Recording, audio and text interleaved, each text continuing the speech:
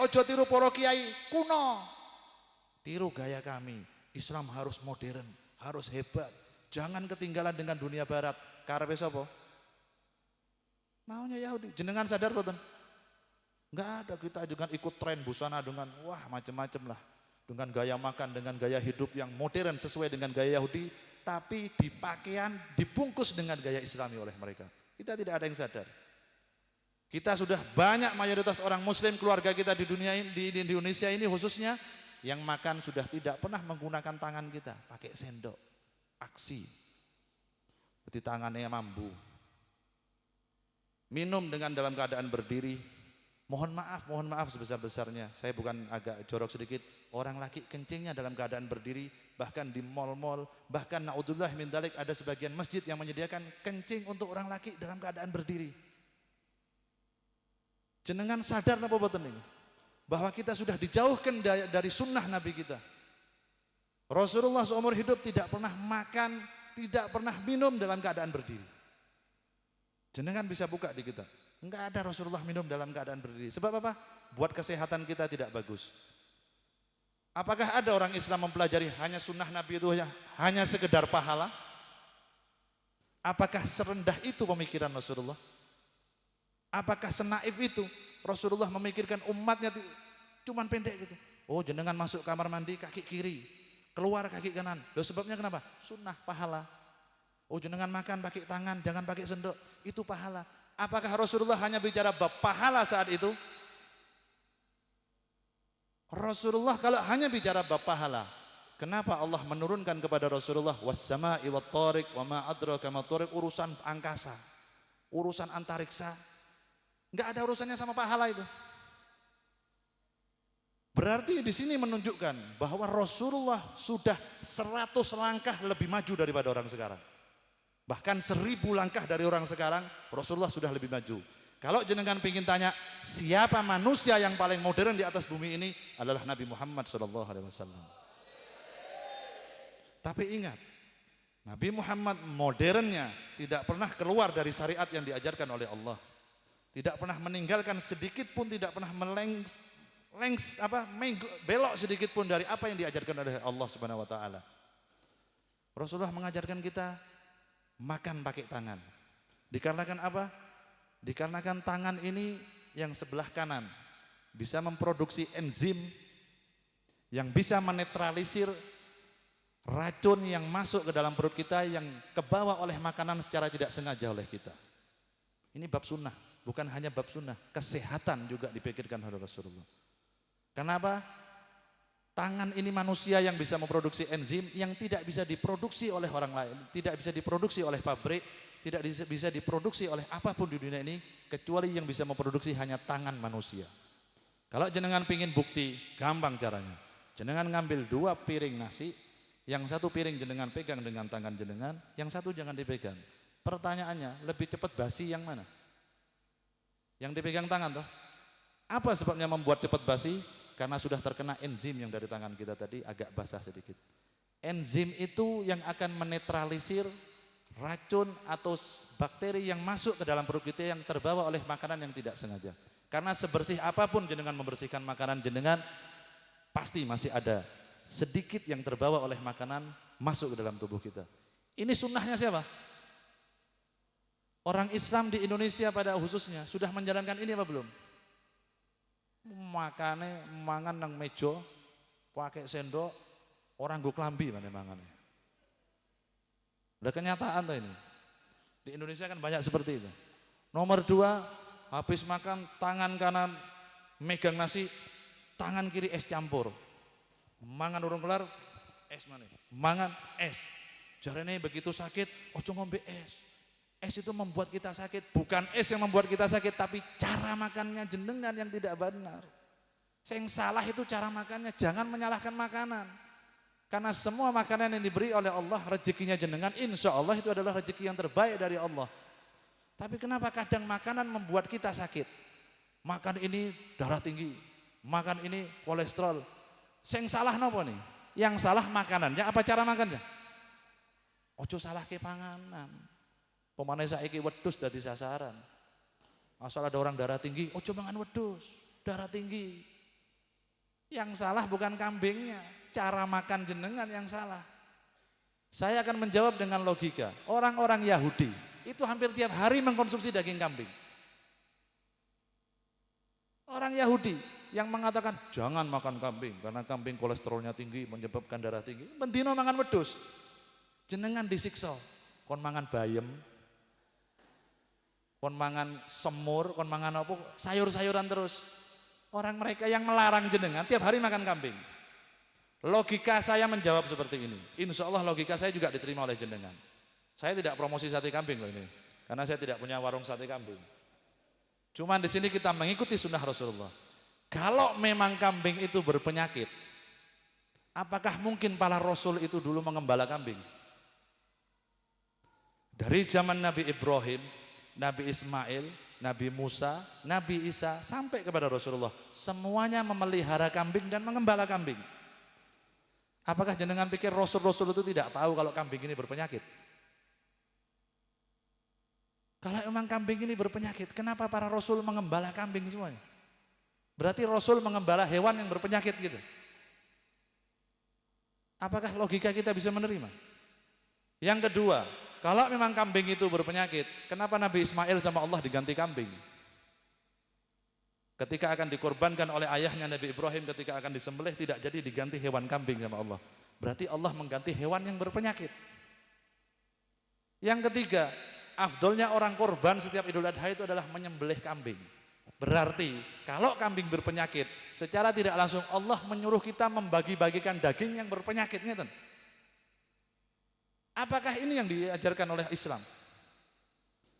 Justru adalah kambing itu yang dibawa oleh para nabi, para rasul mengembala hewan-hewan yang menurut Yahudi melarang jenengan jangan makan kambing. Kambing itu darah tinggi. Nanti jenengan ngeten-ngeten. Lah sama jenengan melawan para rasul. Wah, Rasulullah berarti ora bener ngajari aku mangan wedhus, mau melihara wedhus ki piye iki. Padahal wedhus menyebabkan darah tinggi. Ini salah satu contoh. Kita akan digerogoti oleh orang Yahudi dengan cara apapun. Ben wong Indonesia, khususnya orang Islam, ben lemes. Ojo mangan wedhus, mangan kangkung. Ngesuk dahar napa? Bayem. Sehat, zat besi. Kalau makan kambing, darah tinggi. Jo. Akhirnya wong Indonesia nek mlaku ngene. Napa? Ngantuk. Dan diajak pengajian, diajak cerita masalah Rasulullah, diajak cerita yang baik-baik jam 11. Sidik-sidik. Makanya kata Habib Umar Mutahar, wong nek wiritan ning Indonesia iki, tasbihe nembe muter ping 3, angope ping 9 jare. Allah Allah. Allah Allah. Sampai malaikatnya bingung jare. Sing dihitung ki angope apa tasbihe gitu muter ya. Karena apa? Karena jenengan disuruh makan bayam terus sama orang Yahudi. Makan kambing berpenyakit. Padahal Rasulullah itu hampir setiap hari makan daging kambing. Hampir setiap hari. Jadi makanlah daging kambing. Ikuti sunnahnya Rasulullah, makan, tidak apa-apa. Yang pasti cara makan, cara masaknya yang benar. Lo daging kambing api-api, daging wedhus api-api, dikasih roiko. Dikasih sasa. Lo sasanya itu yang berpenyakit. Begitu darah tinggi, oh jangan makan wedhus, penyakitan. Itu salah satu contoh kenapa Yahudi ingin, inilah strategi dari Yahudi. Kita dijauhkan dari Rasulullah, kita dijauhkan dari ulama-ulama kita. Sudah kita tidak boleh membaca riwayatnya Rasulullah, habis itu kita tidak bisa membaca riwayatnya para ulama kita. Baca manaqib, enggak boleh. Sebabnya apa? Bid'ah. Pokoknya senjatanya bid'ah rana riya. Bid'ah. Kalau bid'ah kenapa Pak? Dolalah. Kalau dolalah finar.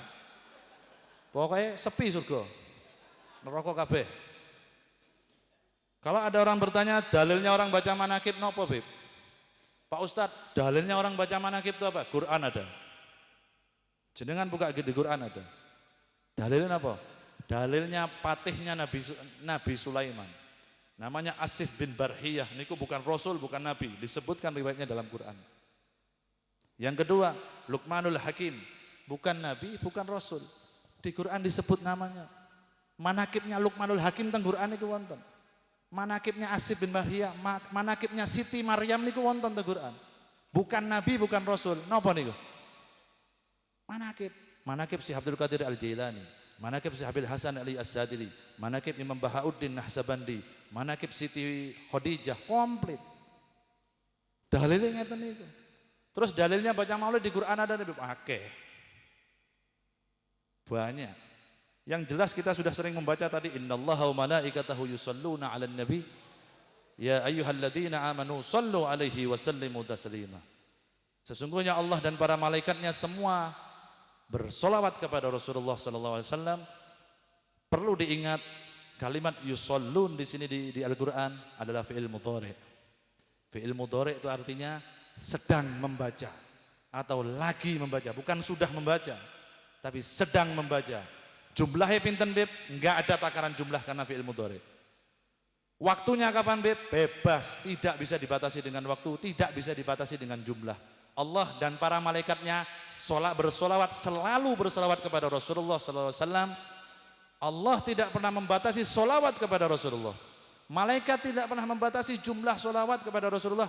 Loh kok wong saiki wani batasi? Yang menciptakan Rasulullah tidak pernah membatasi. Perbanyaklah solawat kepada Rasulullah. Perbanyaklah jenengan membaca solawat kepada Rasulullah. Karena Allah dan para malaikatnya selalu bersolawat. Bukan sudah bersolawat, tapi selalu bersolawat kepada Rasulullah Sallallahu alaihi wasallam. Anehnya orang sekarang tuh membatasi solawat. Baca solawat kok tiap hari. Baca maulud kok tiap hari. Wong wulan maulud wis lewat. Kok diwaca maulud bendino iki dalile apa? Kan ngeten tuh. Banyak orang sekarang baca maulud di bulan Rajab. Beb, kan ini bukan bulan maulud, Beb. Kan bulan Rajab kok baca maulud. Terus kenapa? Kalau memang dalil yang membaca maulid tidak ada, aku harap takon dalil sing ngelarang maca maulud apa? Kira-kira ada dalilnya enggak yang larang maulud itu? Enggak ada.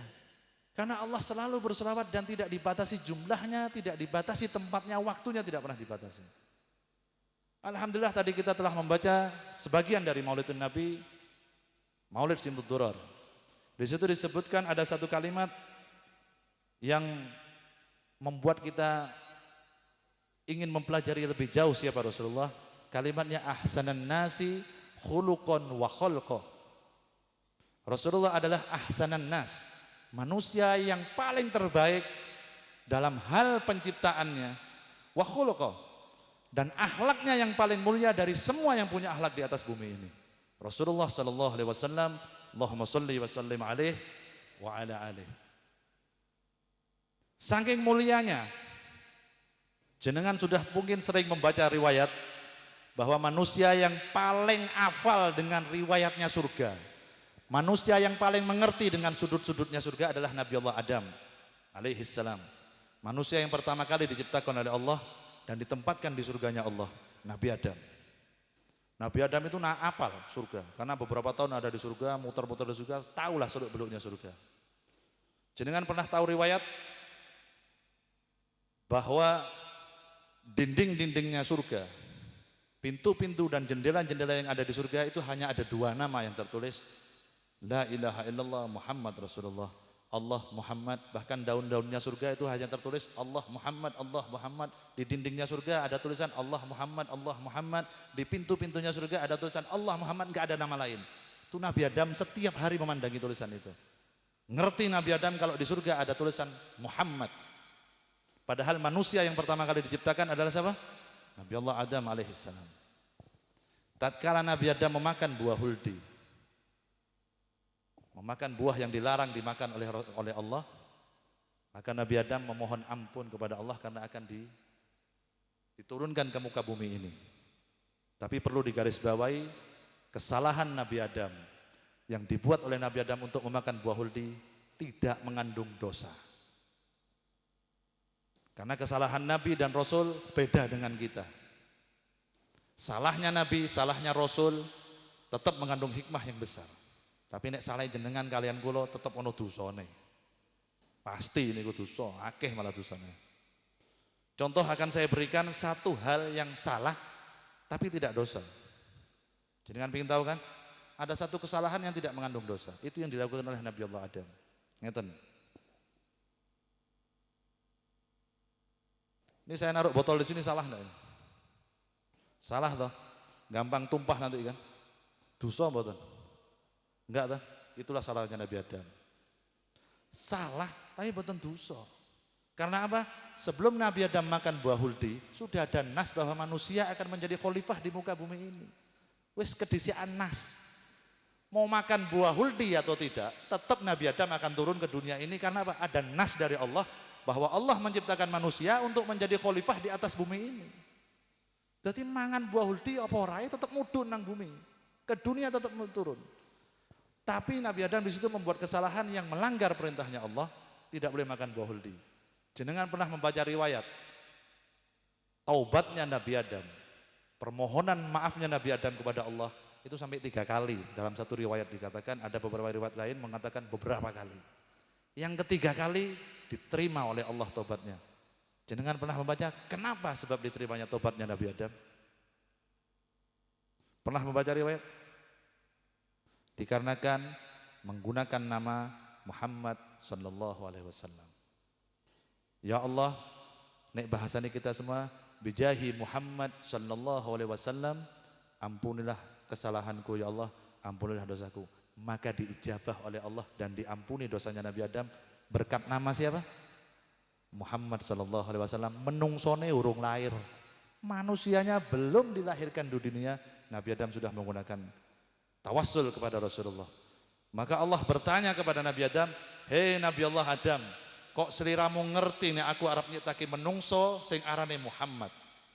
Padahal belum saya lahirkan di muka bumi ini, kok Anda sudah tahu saya menciptakan manusia yang namanya Muhammad?" Benar ya Allah, saya mengetahui kalau kau menciptakan manusia yang bernama Muhammad, sebab ketika ruhku kau tiupkan dan masuk ke dalam tubuhku, aku melihat di aras ada 2 nama kau sandingkan dengan, 1 nama kau sandingkan dengan namamu adalah La ilaha illallah Muhammadur Rasulullah. Saya yakin kalau bukan manusia itu manusia yang paling kau cintai ya Allah, tidak akan namanya kau sandingkan dengan namamu. Shallu ala Nabi Muhammad. Jenengan bisa bayangkan di arasnya Allah sudah tertulis 1 nama disandingkan dengan namanya Allah, La ilaha illallah Muhammadur Rasulullah. Tapi yang menjadi pertanyaan saya cuma satu. Nabi Adam sudah hafal dengan nama Muhammad. Nabi Adam sudah tahu setiap hari Allah akan menciptakan manusia akhir zaman bernama Muhammad. Tapi ajibnya, anehnya, tidak ada satupun anaknya Nabi Adam yang bernama Muhammad. Enggak ada di muka bumi ini. Manusia pertama kali yang bernama Muhammad adalah Muhammad bin Abdullah, Nabi kita. Padahal Nabi Adam hafal dengan nama itu. Anaknya Nabi Adam bernama Sid, enggak ada yang namanya Muhammad. Padahal kalau mau punya anak pertama langsung kasih nama Muhammad. Sebab apa? Sebabnya ini manusia yang paling dicintai oleh Allah, Muhammad. Nama itu, saking cintanya Allah kepada Rasulullah, namanya pun dimuliakan oleh Allah. Dihilangkan dari pikiran manusia di muka bumi ini, tidak ada satupun yang memiliki pikiran kalau punya anak akan saya kasih nama Muhammad. Enggak ada. Dihilangkan dari Allah nama itu khusus kepada kekasihnya Muhammad bin Abdullah sallallahu alaihi wasallam. Sebabnya apa? Namanya dan orangnya dan akhlaknya pantas sesuai dengan namanya. Namanya Muhammad, artinya apa? Yang termulia, yang paling termulia, yang paling terbaik. Dikasihkan kepada manusia yang jasadnya paling mulia, paling sempurna. Pantas boten? Nama dan orangnya pantas enggak? Namanya Muhammad, yang terpuji, yang termulia. Manusianya seperti itu, akhlaknya seperti itu. Pantas boten? Pantas. Nama dan orangnya pantas. Zaman sekarang tuh banyak yang enggak pantas. Tak estu nih. Maaf, saya bukan orang politik, saya enggak ngerti politik, cuman saya sering nonton TV. Sering nonton berita jadi ngerti kejadian-kejadian yang ada di Indonesia. Lah sekarang ini yang banyak masuk dalam KPK itu jenenge ono sing Muhammad.